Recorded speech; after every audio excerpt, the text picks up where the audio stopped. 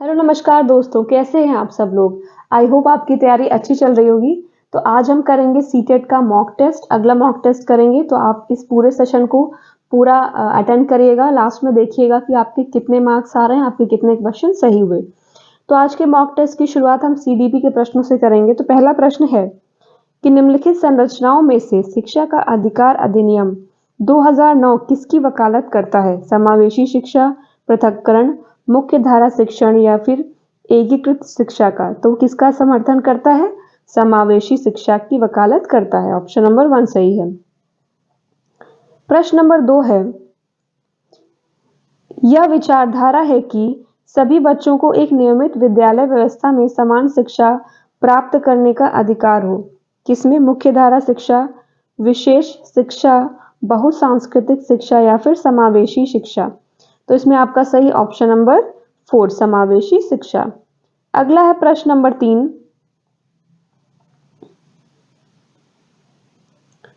एक शिक्षक को चाहिए कि वह विशेष संस्कृतियों या समुदाय के बच्चों को बढ़ावा दे।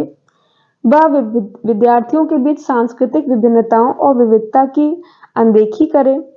यह संप्रेषित करे कि वह कक्षा कक्ष में सभी संस्कृतियों का सम्मान करती है और महत्व देती है, या फिर वह विद्यार्थियों के बीच तुलना को अधिकतम करे। तो देखिए शिक्षक को क्या करना चाहिए, उसे ये संप्रेषित करना चाहिए कि वो कक्षा कक्ष में सभी संस्कृतियों का सम्मान करती है और सभी को बराबर महत्व देती है। अगला प्रश्न नंबर 4 है, बच्चे प्रभावी रूप से सीखते हैं जब बच्चे प्रभावी रूप से कब सीखते हैं? जब वे विभिन्न गतिविधियों और कार्यों में सक्रिय रूप से भाग लेते हैं। फोर्थ में आपका क्या सही? ऑप्शन नंबर 3 सही है। अगला प्रश्न नंबर 5 है, बच्चों को कक्षा में प्रश्न पूछने के लिए हतोत्साहित करना चाहिए, पूछने की अनुमति नहीं देनी चाहिए, पूछने से रोकना चाहिए या फिर पूछने के लिए प्रेरित करना चाहिए? तो बच्चों को हमेशा कक्षा में प्रश्न पूछने के लिए प्रेरित करना चाहिए। अगला है प्रश्न नंबर 6, कौन सी एक मुख्य प्रक्रिया नहीं है जिसके द्वारा सार्थक अधिगम घटित होता है? अब आपको 4 ऑप्शन दिए गए हैं, जैसे पुनरावृत्ति और अभ्यास, निर्देश, संचालन, अन्वेषण, पारस्परिक क्रिया, कंठस्थीकरण एवं स्मरण। अब प्रश्न क्या पूछ रहा है कि कौन सी एक मुख्य प्रक्रिया नहीं है जिसके द्वारा सार्थक अधिगम घटित होता है? तो वो क्या है? कंठस्थीकरण और स्मरण करना। प्रश्न नंबर 7 है, अब आपको जो है स्तंभ का और स्तंभ खा दिया गया है और आपको मिलान करना है, सही मिलान बताना है कि स्तंभ का और खा में आप किसको किससे मिलाएंगे। चलिए देख लेते हैं इसको।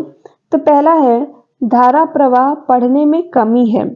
तो ये किस चीज की कमी है? अवधान कमी है।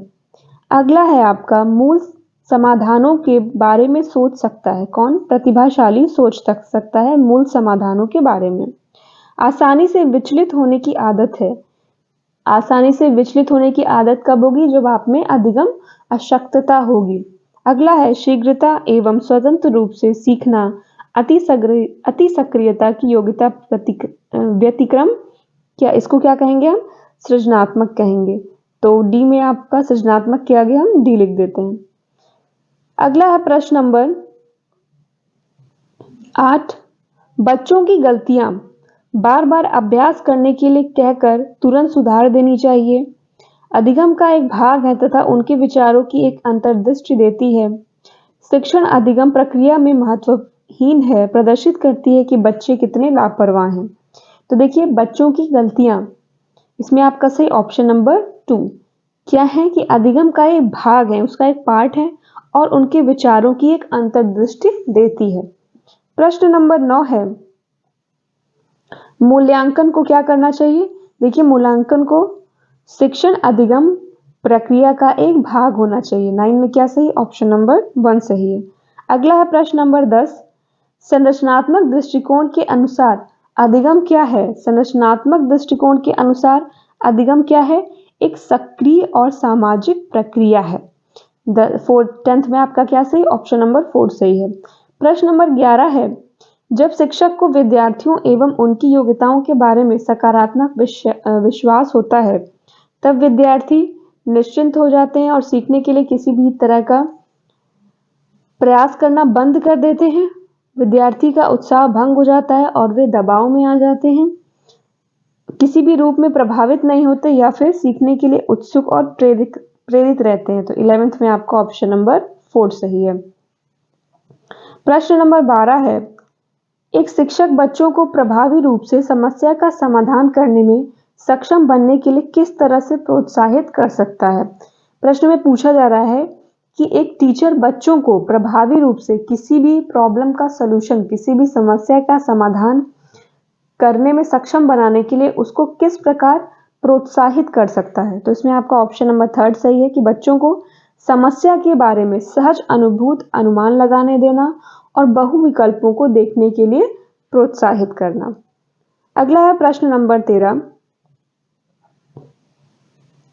वे विधियां जिनके प्रयोग में विद्यार्थियों की स्वपहल व प्रयास शामिल है, किसका उदाहरण है। निगमनात्मक विधि, अधिगमकर्ता केंद्रित विधि, परंपरागत विधि या फिर अंतर्वैयक्तिक बुद्धि। तो इसमें आपका सही ऑप्शन नंबर 2, अधिगमकर्ता केंद्रित विधि। प्रश्न नंबर 14 है, नीचे लिखी हुई स्थिति किस सिद्धांत को दर्शाती है। पूछा जा रहा है, आपको एक स्थिति दी हुई है और पूछा जा रहा है ये किस सिद्धांत को दर्शा रही है। जो विद्यार्थी अच्छा प्रदर्शन नहीं कर पाते, वे महसूस करते हैं कि वो पर्याप्त रूप से अच्छे नहीं हैं और हतोत्साहित महसूस करते हैं, तब उनमें बिना प्रयास के कार्य को आसानी से छोड़ देने की संभावना है। तो ये किसको प्रदर्शित करते हैं। पहला ऑप्शन है कि संज्ञान और संवेग संबंधित नहीं है, आनुवांशिकता और पर्यावरण अलग नहीं है, आनुवांशिकता पर्यावरण संबंधित नहीं है। इसमें आपका ऑप्शन नंबर 4 सही होगा कि संज्ञान और संवेग दोनों ही क्या है, अलग नहीं होते। 14 में क्या सही, ऑप्शन नंबर 4। अगला प्रश्न नंबर 15 है कि प्राथमिक सामाजिकरण माध्यम क्या है। देखिए, प्राथमिक सामाजिकरण माध्यम क्या होता है किसी भी बच्चे के लिए, वो होता है उसका परिवार। ऑप्शन नंबर 4 सही है। जीन पियाजे के सिद्धांत का प्रमुख प्रस्ताव है कि पहला कि बच्चों की सोच वयस्कों से बेहतर होती है, बच्चों की सोच मात्रात्मक रूप से वयस्कों से भिन्न होती है। अगला है कि बच्चों की सोच गुणात्मक रूप में वयस्कों से भिन्न होती है, बच्चों की सोच वयस्कों से निम्न होती है। तो देखिए इसमें ऑप्शन नंबर 3 होगा कि बच्चों की सोच गुणात्मक रूप से वयस्कों से भिन्न होती है। प्रश्न नंबर 17 है, जेंडर क्या है। एक मनोवैज्ञानिक सत्ता है, सामाजिक संरचना है, आर्थिक अवधारणा है या फिर जैविक निर्धारक है। देखिए जेंडर क्या है, जेंडर एक सामाजिक संरचना है और ये एक इम्पॉर्टेंट क्वेश्चन है। ठीक है, जब मैंने आपको सीडीपी के previous year question paper solve कराए थे तब भी ये प्रश्न आया था, तो मैंने बताया था कि ये प्रश्न इम्पॉर्टेंट है, तो इसको आप लोग जरूर ध्यान रखिएगा। अगला है हमारे मॉक टेस्ट में, अगला प्रश्न सीडीपी से है कि कौन विकास के व्यापक आयामों की सही पहचान करता है। तो इसमें आपका ऑप्शन नंबर 4 सही है। विकास के व्यापक आयामों की सही पहचान कौन कर रहा है। पहले शारीरिक, फिर संज्ञानात्मक, फिर सामाजिक और संवेगात्मक। प्रश्न नंबर 19 है, बुद्धि के बारे में कौन सा कथन सही है। तो देखिए इसमें जो आपका ऑप्शन नंबर 3 है कि बुद्धि क्या है, बहुआयामी है, जिसमें बुद्धि परीक्षणों के द्वारा पूर्ण रूप से परिमेय न की जाने वाली कई योग्यताएं शामिल हैं। तो 19 में आपका ऑप्शन नंबर 3 सही है। प्रश्न नंबर 20 है, प्रगतिशील शिक्षा में बच्चों को किस तरह से देखा जाता है। निष्क्रिय अनुकारकों के रूप में, सक्रिय अन्वेषकों के रूप में, खाली स्लेटों के रूप में या छोटे वयस्कों के रूप में। तो देखिए जब मैं प्रश्न बोल रही हूँ तो उस समय आप सभी उत्तरों को ध्यान से पढ़ें और मेरे उत्तर बताने से पहले ही अपना आंसर अपने मन में रख लें, तो इससे आपको बाद में पता चलेगा ना कि आपके कितने सही हुए। तो इसमें आपका सही ऑप्शन नंबर 2, सक्रिय अन्वेषकों के रूप में। प्रश्न नंबर 21 है, वाइगॉत्स्की के अनुसार अधिगम क्या है। व्यक्तिगत गतिविधि है, निष्क्रिय गतिविधि है, अनुबंधित गतिविधि है या फिर सामाजिक गतिविधि है। तो देखिए वाइगॉत्स्की के अनुसार अधिगम क्या है, ये एक सामाजिक गतिविधि है। 21 में क्या सही, ऑप्शन नंबर 4 सही है। अगला है हमारा प्रश्न नंबर 22, वो क्या है चलिए फटाफट देख लेते हैं। निम्नलिखित में से कौन सा पूर्व संक्रियात्मक अवस्था काल के बच्चों को विशेषित करता है। लक्ष्य निर्देशित व्यवहार, विलंबीकरण अनुकरण, विचारों की अनुत्क्रमणीयता या फिर वर्तुल प्रक्रिया। तो पूर्व संक्रियात्मक अवस्था के बच्चों की क्या विशेषता है, विचारों की अनुत्क्रमणीयता। प्रश्न नंबर 23 है, बच्चों और उनके अधिगम के संदर्भ में कौन सा सही है? तो इसमें आपका ऑप्शन नंबर 4 सही है कि सभी बच्चे सीखने के लिए स्वाभाविक रूप से प्रेरित होते हैं और सीखने में सक्षम हैं। प्रश्न नंबर 24 है, गामक विकास की दर में व्यक्तिगत विविधताएं होती हैं, फिर भी गामक विकास का क्रम क्या होता है? तो देखिए, जो गामक विकास का क्रम होता है वो कैसा होता है? अपरिष्कृत यानी स्थूल गामक विकास से जो है सूक्ष्म गामक विकास की ओर होता है। 24 में क्या सही है? ऑप्शन नंबर 2 सही है। प्रश्न नंबर 25 है, वह अवधि जो वयस्कता के संक्रमण की पहल करती है उसे क्या कहते हैं? उसे हम कहते हैं पूर्व संक्रियात्मक अवधि। प्रश्न नंबर 26 है, जीन पियाजे के अनुसार बच्चे प्रेक्षणात्मक अधिगम प्रक्रिया का अनुसरण करते हुए दूसरों का अवलोकन करके सीखते हैं। ये पियाजे के संदर्भ में सही नहीं है। अगला, बच्चे को उद्दीपन अनुक्रिया संबंधों के सावधानी पूर्ण नियंत्रण के द्वारा एक विशेष तरीके से व्यवहार करने के लिए अनुबंधित किया जा सकता है। ये भी पियाजे के अनुसार सही नहीं। अगला, कि बच्चे को पुरस्कार और दंड के सिद्धांतों का प्रयोग करते हुए विशिष्ट तरीके से व्यवहार करना सिखाया जाता है। अगला, ज्ञान को सक्रिय रूप से संचरित करते हैं जैसे जैसे वे दुनिया में व्यवहार कौशल का प्रयोग करते हैं और अन्वेषण करते हैं। तो पियाजे के अनुसार आपका ऑप्शन नंबर 4 सही है। प्रश्न नंबर 28 है, खिलौने, पहनावे की वस्तुएं, घरेलू सामग्रियां, व्यवसायों एवं रंगों को विशिष्ट लिंग के साथ संबंधित करना क्या प्रदर्शित करता है? जेंडर रूढ़िवादिता, जेंडर सिद्धांत, जेंडर प्रासंगिकता या फिर विकसित जेंडर पहचान? तो इसमें आपका ऑप्शन नंबर 1 सही होगा। उसे क्या कहेंगे? जेंडर रूढ़िवादिता कहेंगे। अगला है प्रश्न नंबर 29, एक प्रारंभिक कक्षा कक्ष में एक बच्ची अपने साथ जो अनुभव करती है उसकी उपेक्षा करनी चाहिए, उन पर ध्यान नहीं देना चाहिए, उन्हें शामिल कर उनका संचय करना चाहिए या उन्हें अस्वीकार कर देना चाहिए? तो इसमें आपका ऑप्शन नंबर 3 है कि उन्हें शामिल कर उनका संचय करना चाहिए। प्रश्न नंबर 30 पूछ रहा है, एक बच्चा तर्क प्रस्तुत करता है कि हिंस को दवाई की चोरी नहीं करनी चाहिए थी क्योंकि यदि वह ऐसा करता है तो वो पकड़ा जाएगा और जेल भेज दिया जाएगा। तो कोलबर्ग के अनुसार बच्चा नैतिक समझ की किस अवस्था के अंतर्गत आता है? तो देखिए, जब बच्चा ये कह रहा हो कि हिंस को दवाई की चोरी नहीं करनी चाहिए थी क्योंकि पकड़े जाने पर उसे जेल हो जाती, तो वो जो है कोलबर्ग के अनुसार नैतिक समझ के बच्चा जो है दंड और आज्ञा पालन अभिविन्यास अवस्था के अंतर्गत आता है। तो इसमें क्या सही है? आपका ऑप्शन नंबर 2 सही है। चलिए, अब हम जो है मैथ्स के प्रश्नों को सॉल्व कर लेते हैं। तो उसमें पहला है कि समावेशित विद्यालय में आप अपनी कक्षा के दृष्टिबाधित छात्रों की आवश्यकताओं को कैसे पूरा करेंगे? तो पहला है शिक्षण अधिगम की वैकल्पिक प्रणालियों साधनों का प्रयोग करके, उन्हें विशेष शिक्षक के पास भेजकर, उन्हें अभ्यास के लिए अतिरिक्त समय देकर, उन्हें उच्च उपलब्धि वाले छात्रों के साथ बिठाकर। तो आप कैसे कर सकते हैं? शिक्षण अधिगम की जो वैकल्पिक प्रणाली और साधनों का प्रयोग करके कर सकते हैं। चलिए, अगला है प्रश्न हमारा, प्रश्न नंबर 33 है कि निम्नलिखित में से क्या प्रारंभिक संख्या संकल्पना से संबंधित नहीं है? वर्ग समावेश, संरक्षण, मापन या वर्गीकरण? तो देखिए, 33 में आपका ऑप्शन नंबर 3 सही है। क्या है?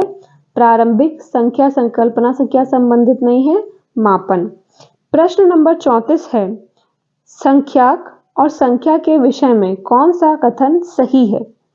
कि संख्याक एक प्रतीक है जिसे संख्या को प्रदर्शित करने के लिए प्रयोग किया जाता है, या फिर एक संख्या को विभिन्न संख्याकों द्वारा प्रदर्शित किया जा सकता है? तो देखिए, जो आपका ए लिखा हुआ है और बी लिखा हुआ है ये दोनों ही अपने आप में सही हैं। तो आपका ऑप्शन नंबर 3 सही होगा 34 में। प्रश्न नंबर 35 है, कौन सा गणितीय प्रक्रम नहीं है? आपको कई सारे ऑप्शन दिए हैं और पूछा जा रहा है कि इनमें से गणितीय प्रक्रम कौन सा नहीं है।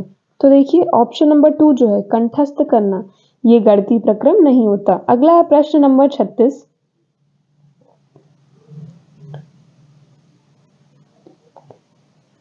में पूछा जा रहा है कि योग पर निम्नलिखित शाब्दिक समस्याओं को पढ़ने के लिए आपसे कहा जा रहा है कि एक टोकरी में 15 संतरे हैं और दूसरी में 17 संतरे हैं, सब मिलाकर कितने संतरे हैं? पहले तो आपका प्रश्न पूछा है कि एक टोकरी में 15 संतरे हैं और दूसरी में 17 हैं, सब मिलाकर कितने संतरे हुए? तो 15 और 17 को अगर आप जोड़ दीजिए तो कितना आ जाएगा? 32 आ जाएगा। यानी कितने संतरे हैं? 32 संतरे हैं। अगला है रुपए 9,950 वाले एक मोबाइल फोन की कीमत में बजट के बाद 375 की वृद्धि हो गई। नई कीमत क्या है? अब अगर आप 9,950 में 375 जोड़ देंगे तो आपका आ जाएगा 10,325। यही तो आ जाएगा। अब पूछा जा रहा है ये दो चीजें हो गई। अब इनके अनुसार सही कथन बताना है आपको। तो पहला है ए योग की समुच्चयन संरचना को प्रदर्शित करता है और बी योग की संवर्धन संरचना को प्रदर्शित करता है। तो देखिए इसमें आपका ऑप्शन नंबर 1 सही होगा। 1 क्या कह रहा है कि ए योग की कौन सी संरचना को दिखा रहा है कि समुच्चयन संरचना को सबको जोड़ दिया गया जो है कुल संतरे पूछे गए थे। तो ये कौन सी योग की संरचना है? समुच्चयन। और अगला क्या है कि बी योग की संवर्धन संरचना को जो है प्रदर्शित कर रहा है कि पहले एक था फिर उसके बाद क्या हुआ कि जो है मूल्य में वृद्धि हो गई तो जोड़ के बताना था। तो क्या सही होगा? आपका ऑप्शन नंबर 1 सही होगा। अगला है प्रश्न नंबर 37। पियाजे के प्रस्ताव के अनुसार माप में विभिन्न भौतिक राशियों के संरक्षण की योग्यता के विषय में सही कथन क्या है? तो देखिए पियाजे के अनुसार अगर हम बात करें माप में विभिन्न भौतिक राशियों के संरक्षण की योग्यता के विषय में तो जो आपका ऑप्शन नंबर 4 है कि भार के संरक्षण की समझ आयतन के संरक्षण के से पहले आती है तो वो आपका सही होगा। प्रश्न नंबर 38 है। देखिए एक अध्यापक क्लास 4 के छात्रों को निम्नलिखित कार्य दे रहा है कि 25 टाइल को सभी संभव आयताकार समूहों में व्यवस्थित करना है। इस कार्य से निम्नलिखित में से कौन सी गणितीय अवधारणाओं से संबोधित किया जा सकता है?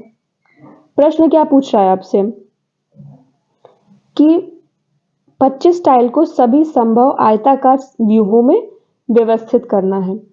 फिर पूछ रहा है कि निम्नलिखित में से कौन सी गणितीय अवधारणाओं से संबोधित किया जा सकता है? तो इसमें आपका सही ऑप्शन नंबर 1 क्षेत्रफल, गुणनखंड और परिमाप। प्रश्न नंबर 39 है कि निम्न समुच्चयों में से गणित में प्रश्न हल करने का कौशल कौन सा है? चित्रांकन करना, पीछे से हल करना, रट लेना, विवेचन करना, चर का प्रयोग करना, प्रतिरूप देखना, कंठस्थ करना, अनुमान लगाना, परीक्षण करना, चित्रांकन करना या फिर प्रयत्न त्रुटि विधि, चित्रांकन करना और कंठस्थ करना। तो इसमें ऑप्शन नंबर 2 सही है कि विवेचन करना, चर का प्रयोग करना और प्रतिरूप देखना। प्रश्न नंबर 40 है कि वैन हिले के स्तर जिस विकास की अवस्थाओं का संकेत करते हैं वो क्या है? वो है ज्यामितीय चिंतन है। क्या सही है? आपका ऑप्शन नंबर 2 सही है। प्रश्न नंबर 41 है कि राष्ट्रीय पाठ्यचर्या की रूपरेखा यानी एनसीईआरटी 2005 की अनुशंसा के अनुसार प्राथमिक विद्यालयों का गणित पाठ्यक्रम कैसा होना चाहिए? वो होना चाहिए छात्रों के प्रतिदिन के अनुभवों से संबंधित होना चाहिए। क्या सही है? ऑप्शन नंबर 4 सही है आपका इसमें। अगला प्रश्न देखते हैं। प्रश्न नंबर 42 है 2 दशमलव वाली संख्याओं के गुणनफल जैसे कि 0.3 इंटू 0.2 इज इक्वल्स टू 0.06 की संकल्पना को समझाने के लिए निम्नलिखित में से कौन सा शिक्षण अधिगम साधन सबसे उचित है?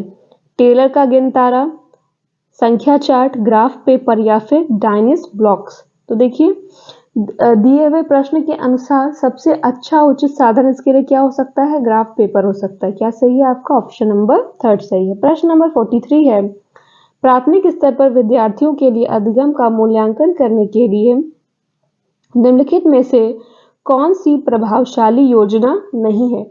अब प्रश्न पूछ रहा है कि कौन सी प्रभावशाली योजना नहीं है। तो पहला है विद्यार्थियों की त्रुटियों को जानकर उनके तर्क का विश्लेषण किया जाए। अगला है कि ऐसे कार्यों की अभिकल्पना की जाए जिनमें एक से अधिक स्तर के उत्तर प्राप्त हो सकें। मुख्यतः समूह संचालित कार्यों का प्रयोग करना चाहिए या फिर ऐसे कार्यों की अभिकल्पना की जाए कि यंत्रवत रटने और संकल्पना समझ में अंतर किया जा सके। क्या सही? ऑप्शन नंबर 4 सही है। प्रश्न नंबर 44 है गणितीय अध्यापन को प्रभावी बनाने के लिए कौन सी विशेषता नहीं है? अब फिर पूछ रहा है कि गणितीय अध्यापन को प्रभावी करने के लिए कौन सी विशेषता नहीं है? एक नई संकल्पना का परिचय देने के लिए समय के नियम का कठोरता से पालन करना, छात्रों की त्रुटियों के प्रतिरूपण पर केंद्रित होना, प्रतिदिन के अनुभवों के साथ संबंध स्थापित करना, या फिर एक ही संकल्पना के लिए विभिन्न शिक्षण अधिगमों का प्रयोग। तो 44 में क्या सही है? ऑप्शन नंबर 1 सही है। प्रश्न नंबर 45 है, तो देखिए इसमें प्रश्न सॉल्व करने 45-46 इस सब में हम अगले उस पर चलते हैं। पर्यावरण अध्ययन के प्रश्नों को सॉल्व करते हैं। तो पर्यावरण अध्ययन के प्रश्नों में पहला प्रश्न है, हम सभी पुराने कुओं को देखते हैं जो अब सूख गए हैं। हमारे बड़े कहते हैं कि अब से लगभग 25-30 साल पहले इन कुओं में काफी पानी था, परंतु अब ये पूरी तरह सूख गए हैं। निम्नलिखित में से कुओं के सूखने के संभावित सही कारणों को चुनना है। पहला है कि जिन झीलों तालाबों में वर्षा का पानी इकट्ठा होता है अब वहां नहीं है। पेड़ों, कुओं और आसपास के क्षेत्रों की जमीन अब कोलतार सीमेंट से ढक गई है। कुओं का कोई उपयोग नहीं करता क्योंकि हर घर में टोटियां लगी हैं। या फिर भूमिगत पानी को खींचने के लिए कई विद्युत मोटर चालित पंप लग गए हैं। तो देखिए 61 में आपका जो ए है, बी है और डी है, तीनों सही हैं। तो कौन सा ऑप्शन सही होगा? ऑप्शन नंबर 3 सही होगा। अगला है 62।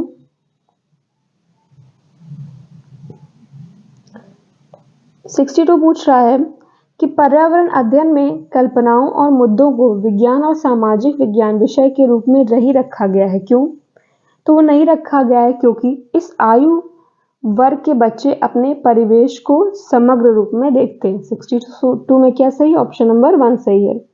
प्रश्न नंबर 63 है, नीचे दिए गए शहरों में से किस एक में रेत के पहाड़, जिन्हें रेत के टीले कहा जाता है, पाए जाते हैं?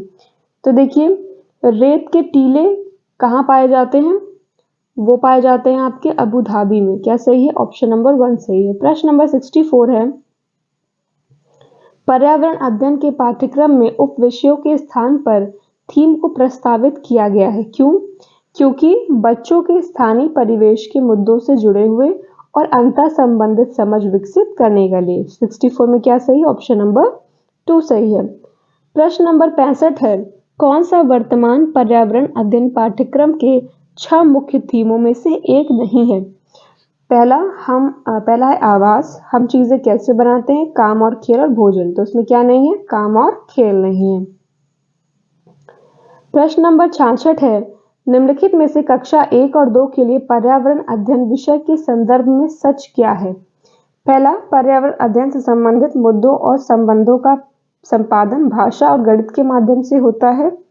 कक्षा 1 और 2 में पर्यावरण अध्ययन को एक नए विषय के रूप में प्रस्तुत किया गया है। तो देखिए 66 में ऑप्शन नंबर 1 सही है कि पर्यावरण अध्ययन से संबंधित मुद्दों और संबंधों का संपादन भाषा और गणित के माध्यम से होता है। प्रश्न नंबर 67 है,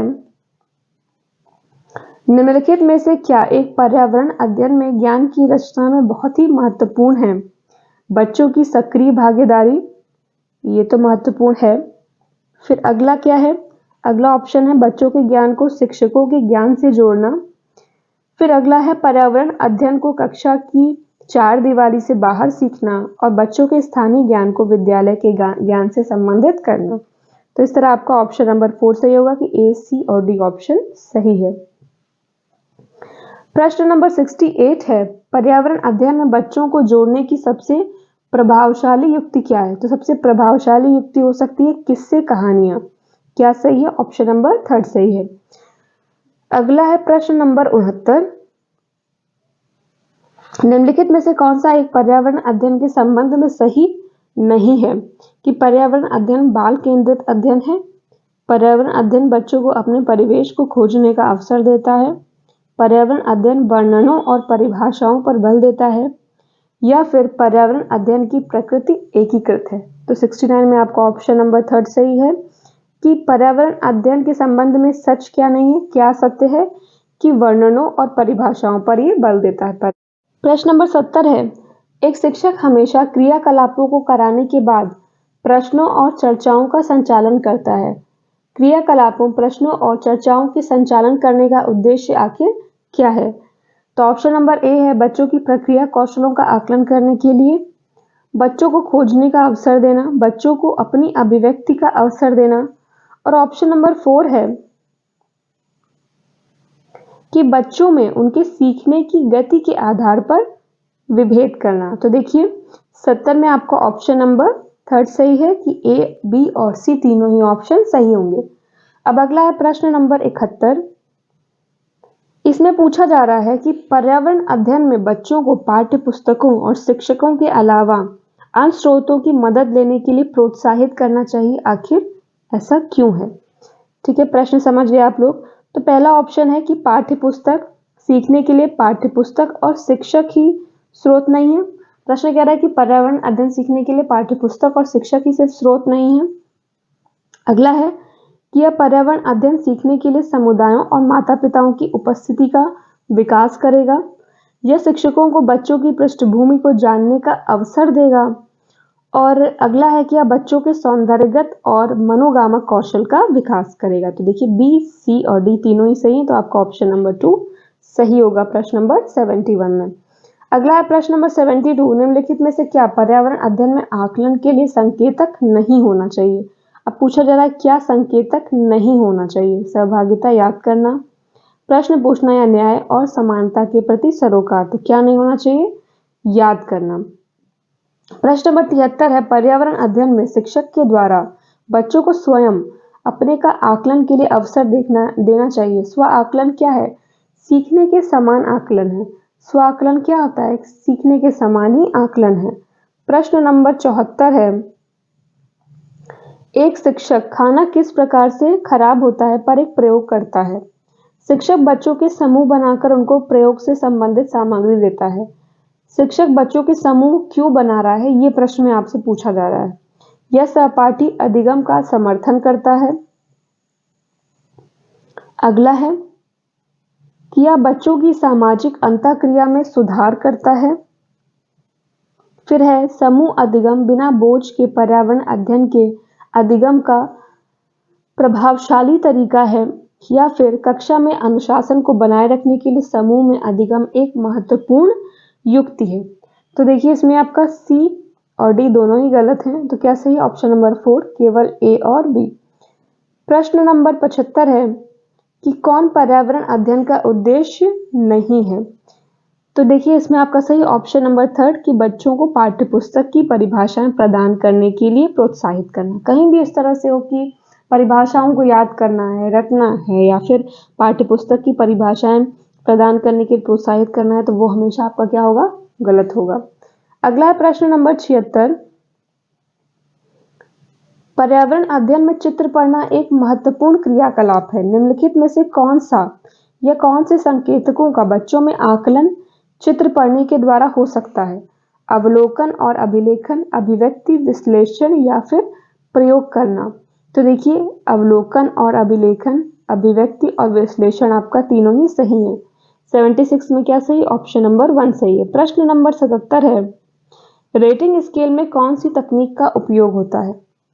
देखिए रेटिंग स्केल में जो है जांच सूची का प्रयोग होता है। 77 में क्या सही? ऑप्शन नंबर 2 सही है। प्रश्न नंबर 78 है जूम की खेती से संबंधित है। जूम खेती में अपनाई जाने वाली पद्धति के विषय में नीचे दिए गए कथनों पर विचार करना है आपको। पहला है कि एक फसल प्राप्त करने के बाद जमीन को कुछ साल तक ऐसे ही छोड़ देते हैं। क्या कि एक फसल कट गई उसके बाद क्या जमीन को कुछ साल के लिए ऐसे ही छोड़ देते हैं? ये पहला ऑप्शन है, इसको ध्यान में रखिएगा। अगला ऑप्शन पढ़ते हैं कि इस जगह जो बांस या खरपतवार उगाता है उसे उखाड़ कर जला देते हैं।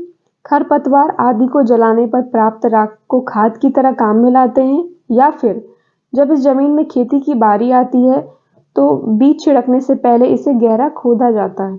देखिए झूम खेती से संबंधित प्रश्न पूछ रहा था, तो जो पहला था हमारा कि एक फसल कटने के बाद जमीन को कुछ साल के लिए ऐसे ही छोड़ देते हैं, सिर्फ वही सही है। तो क्या सही? ऑप्शन नंबर 4 जो कह रहा है केवल ए सही है। प्रश्न नंबर 79 क्या है? 79 पूछ रहा है कि किसी पर्वतीय क्षेत्र में प्रेक्षण करने पर यह पाया गया कि लोगों ने अपने घर पत्थर, मिट्टी, लकड़ी और चूने से बनाए हैं। यह घर 2 मंजिलें हैं। नीचे की मंजिल पर जानवरों को रखते हैं और जरूरत का सामान भी इकट्ठा करके रखते हैं। वह स्वयं पहली मंजिल पर रहते हैं। सभी घरों की छतें समतल हैं और इन्हें पेड़ों के मोटे तनों से बनाया गया है। यह पर्वतीय क्षेत्र नीचे दिए गए किस प्रदेश का भाग है? तो किसका भाग है? हिमाचल प्रदेश का भाग है। 79 में ऑप्शन नंबर 2 सही है। प्रश्न नंबर 80 पूछ रहा है, आमतौर पर यह माना जाता है कि रात में जागने वाले जानवर हर चीज को जिस रंग में देखते हैं वे रंग क्या है? वो किस में देखते हैं? काले और सफेद में देखते हैं। प्रश्न नंबर 81 है, केचुए को किसानों का मित्र माना जाता है। इनमें से सही कारण को चुनना है। केचुए मृत पत्तियों और पौधों को खाते हैं और इनके मल से जमीन उपजाऊ बनती है। अगला है, केचुए खरपतवार खाते हैं जिससे मुख्य फसल की रक्षा होती है। केचुए खेत को छिद्रयुक्त बनाते हैं जिससे जमीन हल्की हो जाती है। और अगला ऑप्शन है इसमें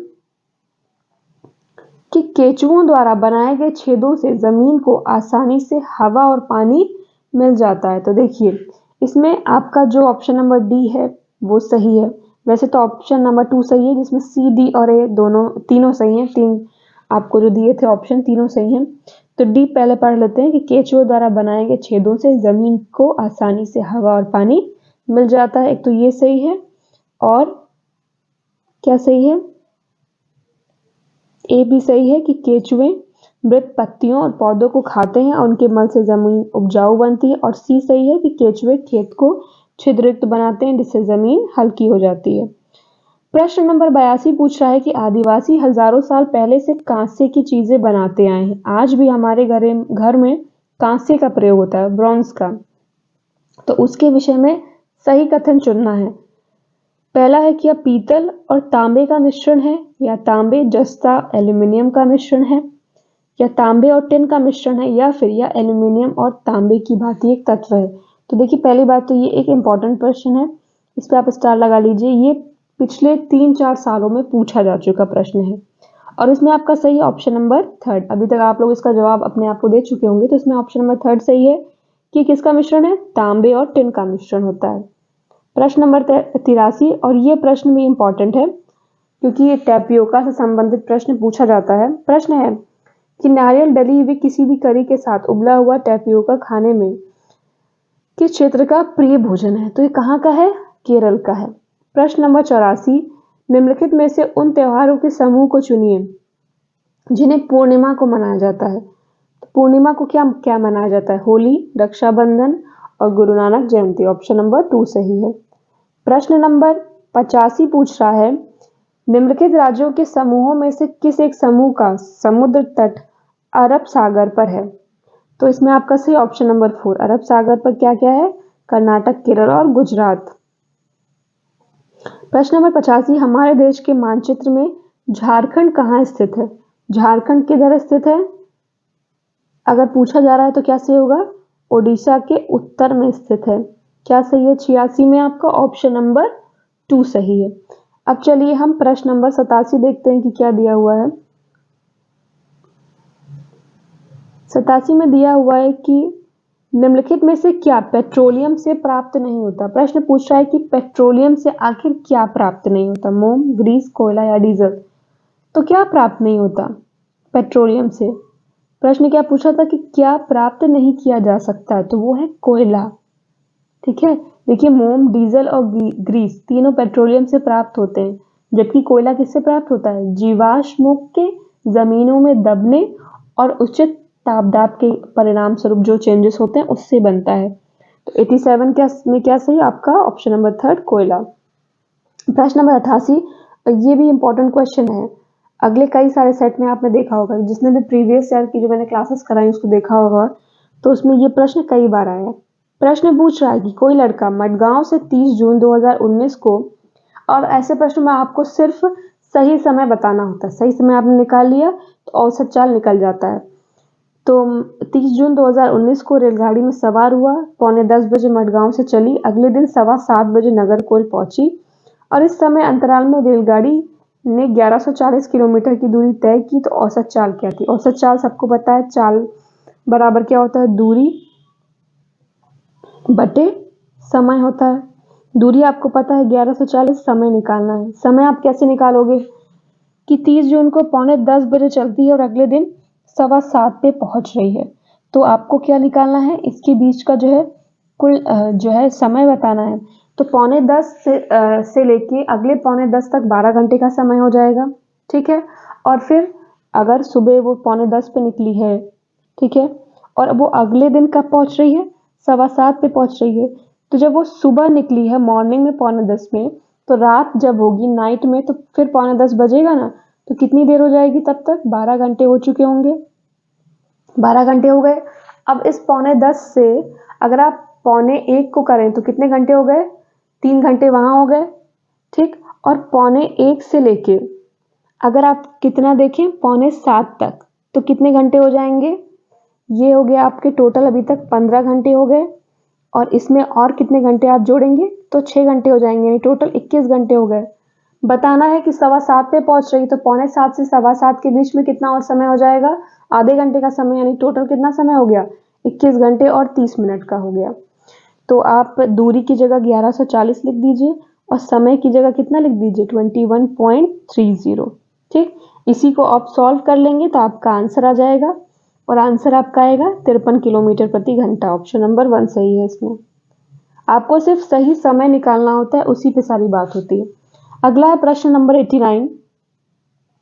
हमारे देश के एक जंगल में उस जंगल के लोगों की खेती के लिए जमीन ग्राम सभा द्वारा एक विशेष मात्रक यूनिट अथवा इकाई में, जिसे टिन कहते हैं, आवंटित की जाती है। टिन क्या होता है, देखिए टिन है भूमि का मात्रक होता है जिसकी अभिकल्पना विशेष रूप से जंगलों के किसानों के लिए की गई है। हिंदी के प्रश्नों को सॉल्व करेंगे। तो पहला प्रश्न है कि प्राथमिक स्तर पर बच्चों की भाषा के आकलन में आप सर्वाधिक महत्व किसे देते हैं।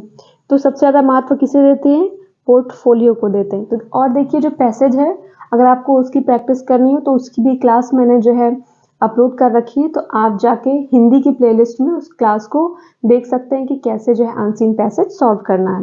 प्रश्न नंबर 107 है कि पढ़ने की प्रक्रिया में सर्वाधिक महत्वपूर्ण क्या है, अर्थ, गति, प्रवाह या अक्षर ज्ञान। तो सबसे ज्यादा महत्वपूर्ण क्या है, अर्थ। प्रश्न नंबर 108 पूछ रहा है कि बच्चों को लिखना सिखाने में सबसे अधिक महत्वपूर्ण क्या है, सुंदर लेखन, वर्तनी की शुद्धता, काव्यात्मक भाषा या फिर विचारों की अभिव्यक्ति। तो सबसे ज्यादा जरूरी क्या है बच्चों को लिखना सिखाने में, विचारों की अभिव्यक्ति। प्रश्न नंबर 109, प्राथमिक स्तर के बच्चों के लिए पाठ्य पुस्तक के निर्माण में आप सर्वाधिक महत्वपूर्ण किसे मानते हैं, प्रसिद्ध रचनाएं, भाषा की विभिन्न रंगतें, भाषा की विविध गद्य साहित्य या फिर प्रसिद्ध लेखक। तो सबसे जरूरी क्या है, भाषा की विभिन्न रंगतें। प्रश्न नंबर 110 है, बहुभाषिक कक्षा में मातृभाषा प्रयोग को क्या करना चाहिए, स्वीकार किया जाना चाहिए, अधिक महत्व नहीं दिया जाना चाहिए, अनदेखा कर देना चाहिए, अस्वीकार कर देना चाहिए। तो क्या करना चाहिए, स्वीकार किया जाना चाहिए। भाषा सीखने सिखाने में सर्वाधिक महत्वपूर्ण क्या होता है, भाषा शिक्षक का भाषा ज्ञान, भाषा का समृद्ध परिवेश, संचार माध्यमों का प्रयोग या अभिभावकों का साक्षर होना। तो देखिए भाषा सीखने सिखाने में सबसे ज्यादा महत्वपूर्ण क्या है, भाषा का समृद्ध परिवेश। प्रश्न नंबर 112 है, भाषा कौशल के संबंध में कौन सा कथन सही नहीं है। पहला हमें बताना है कि कौन सा सही नहीं है, कि भाषा कौशल एक दूसरे से संबंधित होते हैं, ये सही है। भाषा कौशल एक क्रम में अर्जित नहीं किए जाते, ये भी ठीक है। अगला देख लेते हैं कि क्या पूछ रहा है। अगला है 112, भाषा कौशल एक क्रम में ही अर्जित किए जाते हैं या फिर भाषा कौशल एक दूसरे को प्रभावित करते हैं। तो इसमें आपका क्या सही नहीं है कि एक दूसरे को प्रभावित करते हैं। प्रश्न नंबर 113 है, बच्चों के भाषा प्रयोग में होने वाली त्रुटियों के संबंध में कौन सा कथन उचित नहीं है। अब फिर आपको बताना है कि कौन सा कथन उचित नहीं है। त्रुटियों का अर्थ है भाषा अज्ञानता, देखिए पहला ही है जो उचित नहीं है। इस तरह का ऑप्शन आ जाएगा तो आप सबसे पहले ही जान जाओगे, और ऑप्शन पढ़ने की जरूरत ही नहीं है कि त्रुटियों का अर्थ क्या है, भाषा अज्ञानता है। प्रश्न नंबर 114 है, कौन सा प्रश्न बच्चों के भाषा आकलन की दृष्टि से सर्वाधिक उपयोगी है। भाषा आकलन की दृष्टि से सर्वाधिक उपयोगी प्रश्न के बारे में पूछ रहा है। ईदगाह कहानी को अपनी भाषा में सुनाइए, ईदगाह कहानी में हामिद ने क्या खरीदा, ईदगाह कहानी की मुख्य घटनाएं बताइए, या फिर ईदगाह कहानी के मुख्य पात्र का नाम बताइए। तो सबसे उपयोगी क्या है कि इस कहानी को अपनी भाषा में सुनाया जाए। प्रश्न नंबर 115 है, बच्चों में भाषा सीखने की क्षमता तो क्या होती है? देखिए, बच्चों में भाषा सीखने की क्षमता जन्मजात होती है। बच्चों की भाषा सीखने में सर्वाधिक महत्वपूर्ण है शुद्ध उच्चारण, बातचीत करना, सुंदर लिखना या फिर मानक वर्तन। तो सबसे ज्यादा क्या जरूरी है? बातचीत करना। प्रश्न नंबर 117 है, प्राथमिक स्तर पर भाषा सीखने सिखाने का अर्थ क्या होता है? देखिए, प्राथमिक स्तर पर भाषा सीखने सिखाने का अर्थ क्या है? भाषा का प्रभावी प्रयोग। प्रश्न नंबर 118 है, बच्चे सामाजिक अंतःक्रिया से भाषा सीखते हैं, यह विचार किसका है? पियाजे का। अगला ऑप्शन क्या है? स्किनर का, पैवलव का या फिर वाइगॉत्स्की का। तो ये किसका है? वाइगॉत्स्की का है। प्रश्न नंबर 119 है, प्राथमिक स्तर के बच्चों के भाषा विकास की दृष्टि से सर्वाधिक महत्वपूर्ण क्या है? तो प्राथमिक स्तर के बच्चों के भाषा विकास की दृष्टि से सबसे ज्यादा महत्वपूर्ण क्या है? बाल साहित्य है। प्रश्न नंबर 120, भाषा सीखने और भाषा अर्जित करने में मुख्य अंतर का आधार क्या होता है? तो क्या होता है मुख्य कौन सा आधार जिसका जो मेन होता है वो होता है भाषा का परिवेश कैसा है। 120 में क्या सही है? ऑप्शन नंबर 1 सही है। तो साथ है, in a constructivist classroom language learning would must importantly be based on. प्रश्न पूछा है, जो रचनात्मक क्लासरूम है उसमें जो लैंग्वेज लर्निंग है वो किस पे बेस्ड होनी चाहिए? तो वो बेस्ड होनी चाहिए group discussion and peer interaction पे। ठीक है, कि ग्रुप डिस्कशन कराया जाए और जो उसके साथी हैं उनके साथ उनका इंटरेक्शन हो, बातचीत कराई जाए। प्रश्न नंबर 108 है, as a language teacher which one of the following is most important for you regarding teaching of grammar. प्रश्न पूछ रहा है कि अगर आप लैंग्वेज के टीचर हो तो आपको जो भी ऑप्शन दिए हुए हैं उसमें से सबसे ज्यादा क्या इंपॉर्टेंट है ग्रामर को पढ़ाने के रिगार्डिंग? पहला, avoiding grammar rules, using functional approach, using grammar translation method या फिर मेमोराइजिंग ग्रामर रूल्स। तो अगर आप लैंग्वेज के टीचर हो तो सबसे ज़्यादा ज़रूरी क्या है? Using functional approach. सबसे ज़्यादा इंपॉर्टेंट क्या है कि आप एक फंक्शनल अप्रोच करें। प्रश्न नंबर अगला देखते हैं। प्रश्न नंबर 109 है, विच one of the following is a correct statement about a text book. प्रश्न पूछ रहा है कि आपको नीचे जो ऑप्शन दिए हुए हैं उसमें से टेक्स्ट बुक के बारे में एक करेक्ट स्टेटमेंट क्या है? पहला, a text book is the final thing for the teacher. बिल्कुल नहीं, गलत है। It helps to achieve the objectives lays down in the curriculum। ये सही है। अगला है, the textbooks are the only source to read। ऐसा भी नहीं कि सिर्फ टेक्स्ट बुक है, सिर्फ स्रोत पढ़ने का। It is planning of educational activities for the session। तो ये भी गलत है। तो आपका 109 में ऑप्शन नंबर 2 सही है कि it helps to achieve the objectives laid down in the curriculum। प्रश्न नंबर 110 पूछ रहा है कि the purpose of diagnostic test in language learning is to. प्रश्न पूछ रहा है कि जो डायग्नोस्टिक टेस्ट है लैंग्वेज लर्निंग में उसका आखिर क्या पर्पस होता है? तो देखिए, उसका पर्पस होता है know the gaps in learners understanding, कि जो सीखने वाला है उसके जो लर्नर है, जो बच्चा है, उसके जो भी अंडरस्टैंडिंग सीखने में जो गैप है उसके बारे में पता होना चाहिए कि कहाँ वो लैक कर रहा है। अगला है प्रश्न number 111, the purpose of continuous comprehensive evaluation यानी CCE इन लैंग्वेज इज क्या है? CCE के आखिर क्या है प्रश्न पूछ रहा है? तो ये है to assess their learning gaps. क्या करना? लर्निंग गैप्स को असेस करना होता है। अगला है प्रश्न number 112, under which act did English get the status of the associate official language. प्रश्न पूछ रहा है कि किस एक्ट के अंतर्गत इंग्लिश को एसोसिएट ऑफिशियल लैंग्वेज का दर्जा प्राप्त है? तो वो है ऑफिशियल लैंग्वेज एक्ट आर्टिकल 343। 112 में क्या सही? ऑप्शन नंबर 4 सही। प्रश्न नंबर 113 है, a teacher is appreciating a child for his overall language use. ठीक है, अब एक टीचर है जो बच्चे को अप्रिशिएट कर रहा है उसका ओवरऑल जिस तरह से भाषा प्रयोग है उसके लिए। Though some of the words were misspelt by him, जबकि बच्चा जो है कुछ जो शब्द है उनको गलत तरह से उसको बोल भी देता है, फिर भी the teacher is using which approach in her classroom. कौन सी अप्रोच का यूज कर रही है? बच्चे को उसका लैंग्वेज के लिए जो भी वो बोल रहा है उसके लिए वो अप्रिशिएट कर रही है, तब भी जब भी बच्चा कुछ शब्दों को गलत तरीके से बोल दे रहा है तो किस अप्रोच को यूज कर रही है? कंस्ट्रक्टिविस्ट। इसको यूज कर रही है? कंस्ट्रक्टिविस्ट अप्रोच को यूज कर रही है। प्रश्न नंबर 114 है, which approach lays a lot of emphasis on habit formation।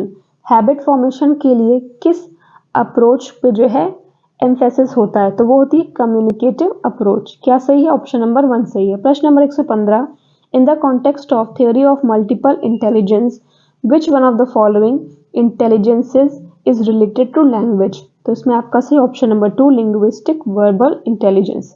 क्या सही है? अगर प्रश्न आपसे पूछा है कि multiple theory of multiple intelligence के कंटेक्स्ट में क्या रिलेटेड है, तो वह है लिंग्विस्टिक वर्बल इंटेलिजेंस। प्रश्न नंबर 116 है, banishing mother tongue in the classroom is the characteristic feature of dash method. कि मदर टंग यानी बच्चे की जो मातृभाषा है उसका जो यूज है उसको क्लासरूम में मना कर देना किसका जो है फीचर है, किस मेथड का? तो वो सही है डायरेक्ट मेथड। क्या कहते हैं इसको? ऑप्शन नंबर 4 सही है डायरेक्ट मेथड। देखो इसको क्या कहते हैं, जो इस मेथड को जो टीचिंग का है इसको कभी कभी क्या कहते हैं, नेचुरल मेथड भी कहते हैं। ठीक है, तो आपका 116 में क्या सही है? ऑप्शन नंबर 4 सही है। प्रश्न नंबर 117 है, dash deals with the level of meaning in language. तो प्रश्न नंबर 117 क्या है कि dash deals with the level of meaning in language. तो इसमें आपका सही ऑप्शन नंबर 1 सीमेंटिक्स। प्रश्न नंबर 118 है, a Hindi speaking teacher gets posted in a primary school which is in the area of Punjab since he doesn't know the local language of that area he should।